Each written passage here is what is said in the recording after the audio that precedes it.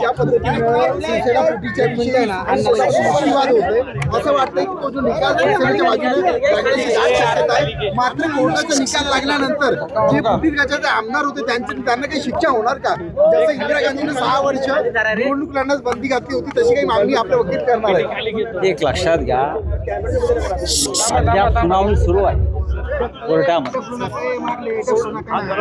उद्धव ठाकरे किंवा हिंदुहृदय सम्राट बाळासाहेब ठाकरे यांच्या शिवसेनेचा युक्तिवाद संपलेला आहे. आता फुटीर गटाचं जे काय म्हणणं आहे, युक्तिवाद म्हणत नाही, त्यांना कोणता युक्तिवाद नाही, ते फुटीरच आहे. बरं, गद्दारांना कोणता युक्तिवाद नसतो गद्दारीचा. आता त्यांचं जे काय म्हणणं आहे ते मांडतील की आम्ही काय शेण खाल्लं, कुठून शेण आणलं, कोणी शेण पुरवलं, सुरतला किती शेण मिळालं, गुवाहाटीला किती मिळालं, ते कसं आम्ही खाल्लं हे आता ते सांगतील नाही. आणि त्याचं समर्थन करतील शेण खाण्याचं.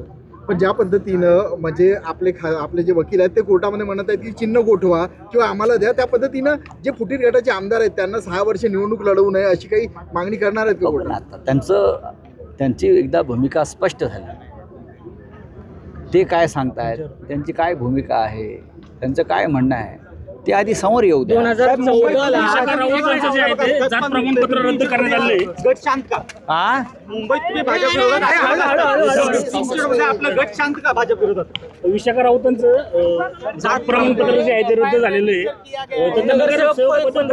आहे. बघा, हे सर्व जाणीवपूर्वक चाललेलं आहे आमची संख्या कमी करण्यासाठी. भारतीय जनता पक्षाचे 25च्या अधिक नगरसेवकांचं जात प्रमाणपत्रावरती आक्षेप आहे. त्यांचे निर्णय होत नाहीत. 2014ला राष्ट्रवादी काँग्रेस आणि हे सगळे एकत्र येणार होते असं पृथ्वीराज चव्हाण यांचं विधान आहे आणि 2019ला पुढाकार घेणार होतं.